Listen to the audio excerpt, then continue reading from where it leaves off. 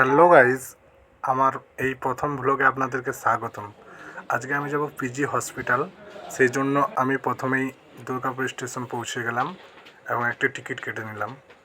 সঙ্গে আমার বাবাও যাচ্ছে। অ্যাকচুয়ালি বাবাকে নিয়েই যাচ্ছি, বাবার খুবই শরীর অসুস্থ। সেই জন্যই পিজির উদ্দেশ্যে রওনা দিলাম দুর্গাপুর থেকে। অগ্নিপ্রিয়া এক্সপ্রেসে যাব। 4 নম্বর প্ল্যাটফর্মে ট্রেন আসবে। তো গাইজ, প্রথমেই চলে গেলাম আমরা 4 নম্বর প্ল্যাটফর্মকে এবং সেখানে দেখতেই পাচ্ছেন আপনারা প্রচণ্ড ভিড়। ও বাপরে, একটা কুকুরও তার সঙ্গে জুটেছে। আমি তো পুরো অবাক, প্ল্যাটফর্মে কত সুন্দর ঘুমিয়ে আছে দেখুন। আর এর মধ্যেই দেখলাম যে আরও লোকের সমাগম চালু হয়ে গেল এবং ট্রেনটিও এর মধ্যে আসতে আরম্ভ করেছে। এই সব লোকগুলি এই ট্রেনে চাপবে, প্রচণ্ড ভিড় হবে। আমি ভেবেছিলাম একটু কম হবে, কিন্তু সোমবার তাই প্রচুর ভিড়।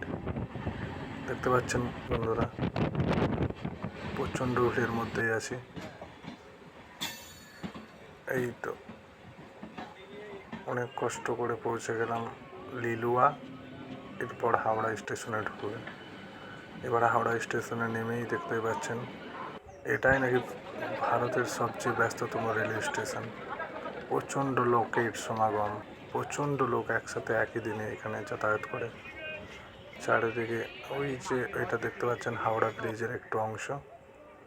এবার আমি পৌঁছে গেলাম পিজি হসপিটালে। এখানে এসেও দেখি প্রচণ্ড ভিড়। তো আপনারা